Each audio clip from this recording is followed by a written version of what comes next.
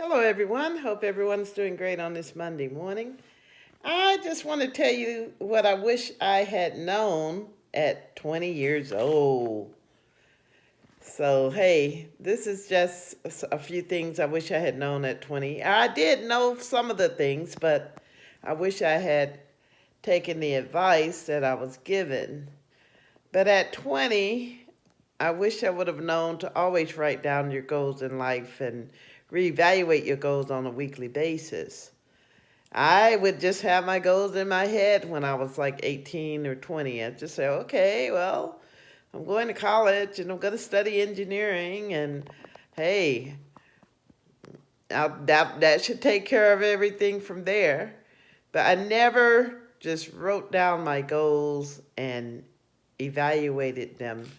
Just reevaluated them on a weekly basis or a monthly basis. At 20, I just kind of kept everything in my head. So, hey, I wouldn't do that.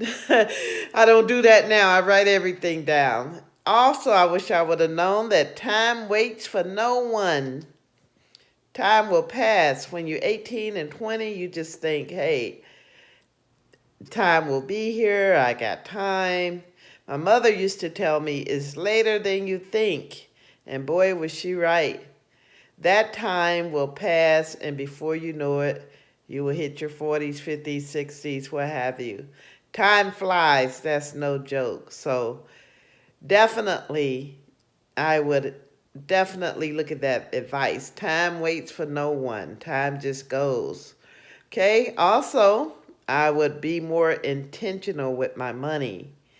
I would look at, what I'm spending.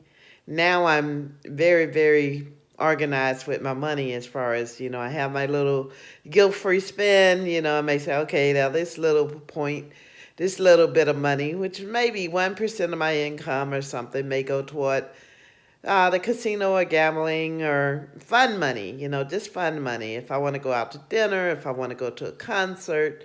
Of course, I'm not a concert person, even though back in 84, I saw one of the best concerts with the Jackson 5 back in 1984. But I'm not a concert person. But I would just say be very intentional with your money. Don't throw it away on anything. Have a plan for it. Okay, also, I would say automate, automate, automate. And when I say automate, I mean if you're working a job or if you have your account, you automate things, it makes it much simpler, especially when you're contributing to your 401k and your IRA, Roth IRA, so on. When you automate it, it's like you don't even know that it's gone. It's taken out just like taxes. So you work, you take the money out, and then you look up one day and you got a nice nest egg for your 401k. So you just automate, automate, automate. And don't worry, we're in a bear market right now, but don't worry about that. It will come back. Look at the bear market as a stock sell. Look at it as a sell on stock, a sell on ETFs, a sell on index funds and equity funds, and just look at it as that. I mean, if you read and study the history of the stock market, it always comes back and it goes up and it always does well. So I would say automate, automate, automate. Have that savings taken out first so you won't even know. After time, it becomes just like some taxes or something. So it's like when you automate, you pay yourself first. Always pay yourself first. Okay? And also, another advice, don't gamble or loan out money that you can't afford to lose. Now, as far as the gambling is concerned, that's only entertainment and it is only part of your guilt-free spending money. So after you maxed out your 401k, your Roth IRA and your traditional IRA or whatever investments you're going to make, then you may say, hey, look, I'm going to take a little portion of this money. A portion of the money is guilt-free spend. So what you do, hey, you don't loan out money that you can't afford to lose. I had people over the years ask to borrow money, and some paid it back and some didn't. And it's just like, hey, I can't afford to give it out. So at this age, hey, you got to get your own money. You got to have your own money. And also, I had a story I'll tell you. I was at Johns Hopkins as a grad student, and this guy was in the library. We would study together and everything. I would never see him at class or anything. So one day he asked, oh, I really need to borrow $600. Can you loan me $600? I loaned him $600. Come to find out, the guy wasn't even a student at Johns Hopkins University. He just took the money and he would not pay it back. He was staying with this other lady and she couldn't get him to pay rent. So finally, he wouldn't leave. Finally, she just said, my boyfriend's coming from out of town.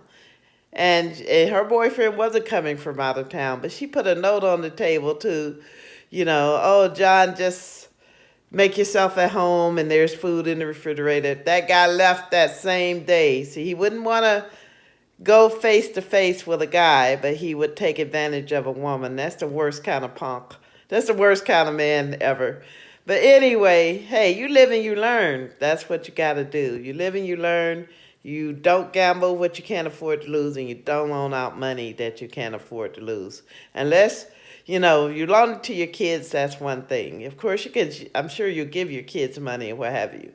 But that's my tip. And also, it's a marathon, not a sprint. Meaning,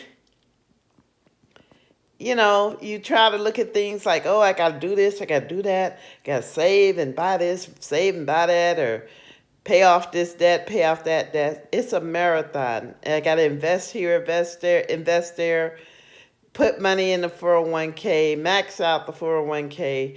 But just realize it's a marathon, not a sprint. And also, the final one, what I wish I knew at 20 is just enjoy the journey. Enjoy the journey. Enjoy life. Don't worry. Everything, as long as you're doing the best you can, that's all you can do. And even if you're paying the minimum on your bills, hey, if that's the best you can do, that's the best you can do. All you can do is be glad that you have your health and that that you have a roof over your head and that you're eating a good meal. So just enjoy the journey and have a great life. So I just wanted to share those tips with you. I just wish I had known some of these things at 20, but I wish I would have taken the advice, especially the one, time waits for no one. Time just does not wait. So that's got to be one of my most important ones there, is enjoy the journey and time waits for no one. But just enjoy your day, and please hit that like and subscribe button. Thank you for watching, and I will see you next time. And I want financial peace for everyone. Financial peace is different for different people, meaning that based on your tax situation, your financial peace may be much different, maybe just different than what my financial peace is. So what you want to do is, get with your financial planner or what have you. Now, I am not a financial planner, and this is just information, that you can take. If you can use some of it, use it. If you can't, you can't, and keep going. So that's my disclosure there, is that, hey, based on everybody has different situations, different bills, different so on. So thanks for watching, guys. And please hit that like and subscribe button. And I'll see you next time.